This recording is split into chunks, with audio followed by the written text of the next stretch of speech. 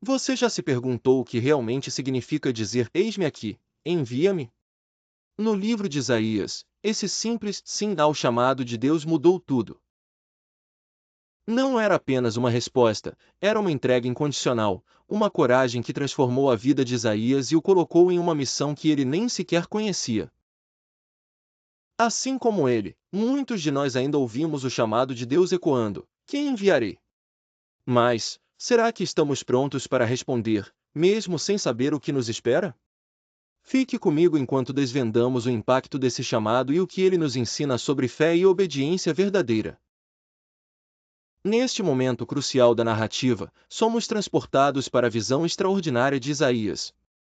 Imagine a cena: o templo, repleto da presença de Deus, é envolto por uma atmosfera de reverência e temor. Isaías, ao adentrar esse espaço sagrado, sente a grandeza do Senhor como nunca antes. O templo começa a tremer com a majestade da glória divina, e a fumaça densa enche o ar, como se a própria presença de Deus estivesse tomando forma ao seu redor. É nesse contexto impressionante que Isaías percebe sua pequena condição diante do Todo-Poderoso. A visão é tão poderosa que quase se pode ouvir o eco dos serafins, seres angelicais que rodeiam o trono de Deus, proclamando incessantemente: Santo, Santo, Santo é o Senhor dos Exércitos. Este clamor contínuo reverbera não apenas no espaço físico, mas também na alma de Isaías. A partir deste ponto, ele se vê confrontado com a realidade da santidade de Deus e a profundidade de seu próprio pecado. Em um momento de clareza espiritual, ele se dá conta de que, diante de tal pureza e perfeição, nada pode se esconder. A luz da santidade divina revela não apenas a grandeza do Senhor, mas também as falhas humanas. Isaías sente um peso esmagador de culpa e impotência.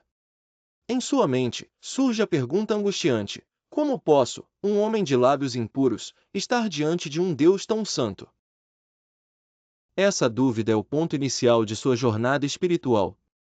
A experiência o transforma, ele não é mais um simples profeta, mas alguém profundamente consciente da necessidade de purificação e transformação. O chamado de Deus não é apenas um convite para uma missão, mas um chamado à santidade e à renovação espiritual. É neste contexto que a narrativa se aprofunda, preparando o cenário para a aparição dos serafins, que desempenham um papel crucial na resposta de Isaías ao chamado divino. À medida que a visão se intensifica, o foco se volta para os serafins, seres celestiais que, com suas 6 asas, flutuam ao redor do trono de Deus. Eles têm uma aparência gloriosa, irradiando luz e majestade. 2 asas cobrem seus rostos, simbolizando reverência e respeito diante da santidade do Senhor. Com outras 2, eles cobrem os pés, reconhecendo sua criação e vulnerabilidade. As últimas 2 asas os levam a voar, prontamente disponíveis para cumprir a vontade divina. Essa visão retrata não apenas a beleza e a perfeição dos serafins, mas também a profundidade de sua devoção. Os serafins não estão ali por acaso, eles têm uma missão específica: proclamar a santidade de Deus. A repetição de Santo, Santo, Santo é mais do que um canto, é uma afirmação da essência de Deus. Esse chamado reverberante ecoa por toda a criação, revelando a natureza inabalável da divindade. É um lembrete de que a santidade de Deus não é uma característica entre outras, mas a própria essência de quem Ele é. E essa proclamação não é apenas para adoração, é um convite à reflexão profunda sobre a pureza e a justiça divina, confrontando Isaías com a verdade de sua própria condição espiritual. Nesse momento, um dos serafins desce em direção a Isaías, trazendo consigo uma brasa viva tirada do altar. Este ato de purificação é carregado de simbolismo. A brasa representa o fogo do Espírito Santo, um elemento que purifica e transforma. Ao tocar os lábios de Isaías, o serafim declara: Eis que isto tocou os teus lábios, e a tua iniquidade foi tirada, e o teu pecado foi perdoado. Aqui, vemos a transformação do profeta. A purificação não é apenas uma limpeza, mas uma preparação para a missão que Deus lhe confia. A ação do serafim revela que, mesmo em nossa imperfeição, a graça de Deus pode nos restaurar e nos preparar para servir. Este momento é o ponto de virada na vida de Isaías, onde ele deixa para trás suas dúvidas e medos, pronto para se tornar a voz de Deus entre seu povo. Após a purificação, o ambiente resplandece com a luz divina, e Isaías, agora transformado e renovado, ouve uma voz poderosa ressoando do trono. A pergunta ecoa no céu: a quem enviarei, e quem irá por nós? Este é um momento crucial, onde a soberania de Deus se encontra com a disposição do homem. A convocação não é apenas para uma missão, mas para ser a voz que traz a mensagem de Deus a uma nação em necessidade. Aqui, o chamado é explícito e urgente, e Isaías, consciente de sua transformação, responde com prontidão: eis-me aqui, envia-me a mim. A resposta de Isaías é uma declaração de disponibilidade e entrega total. Ele não hesita ou se preocupa com suas limitações, mas se apresenta como um instrumento nas mãos do Senhor. Essa atitude reflete a essência da verdadeira obediência, reconhecer que a força para cumprir a missão não vem de nós, mas do próprio Deus. Isaías, agora impelido pela graça recebida, está pronto para confrontar as realidades difíceis de seu povo, levando esperança e verdade.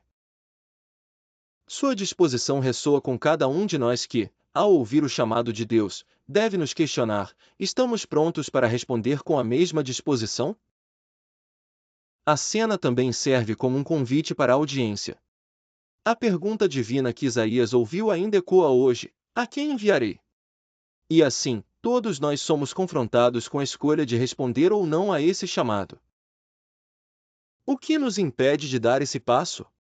À medida que a narrativa avança, os espectadores são levados a refletir sobre suas próprias vidas e as missões que Deus pode estar chamando cada um a realizar.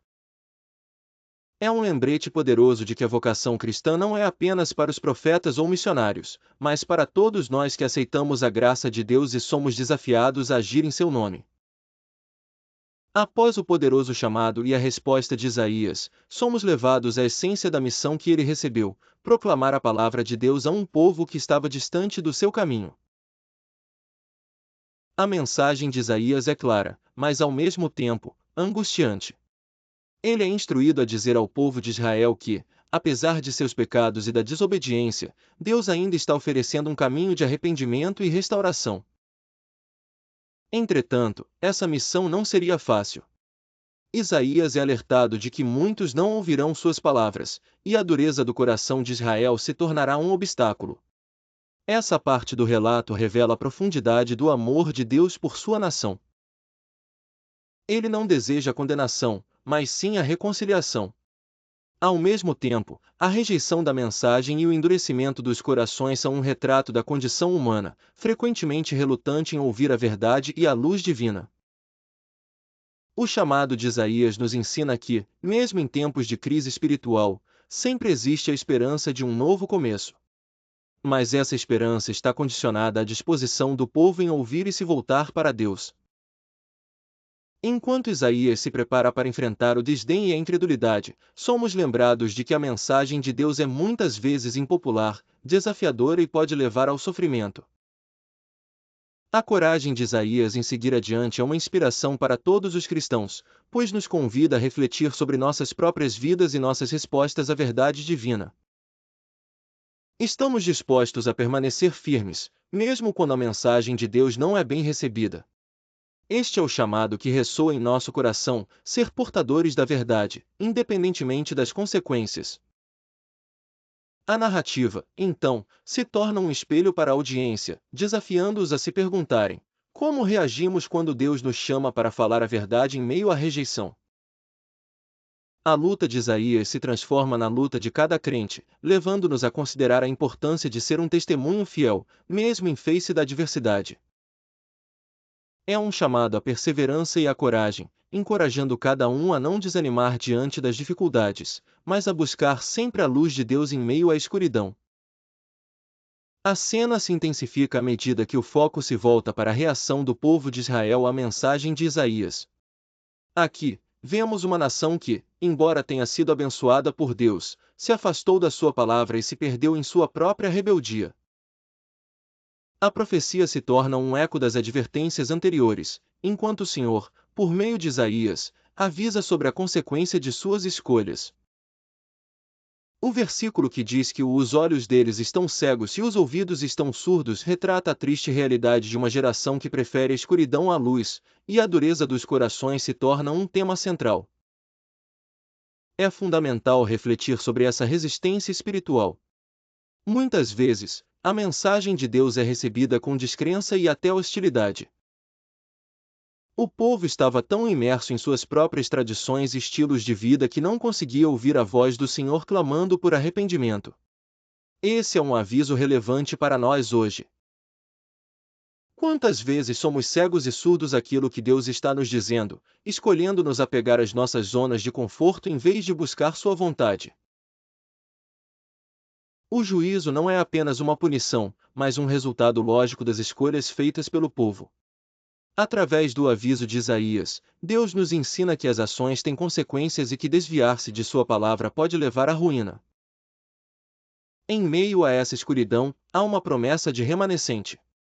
A menção de um restante que será salvo revela que, mesmo no juízo, a misericórdia de Deus ainda está presente. Através do remanescente, ele preserva a sua linhagem e continua a trabalhar em meio ao caos. Esta é uma chamada à esperança, uma lembrança de que, mesmo quando tudo parece perdido, Deus sempre encontra uma maneira de restaurar e renovar. A cena finaliza com um convite à reflexão: estamos prontos para ouvir, para nos arrepender e para nos voltar para Deus, antes que seja tarde demais. Ei, pessoal! Se você gostou do que assistiu até aqui, não esquece de deixar seu like. Isso ajuda muito o nosso canal a crescer e alcançar mais pessoas. E se você conhece alguém que também precisa ouvir essa mensagem poderosa sobre arrependimento e restauração, compartilhe o vídeo com eles. Agora, quero saber a sua opinião. Nos comentários, conte pra gente, qual parte da mensagem mais falou ao seu coração? Você já passou por um momento de arrependimento que te trouxe uma nova perspectiva? Vamos conversar sobre isso. Sua experiência pode inspirar outros a buscarem a mudança e a renovação em suas vidas. Estamos ansiosos para ler todos os seus comentários.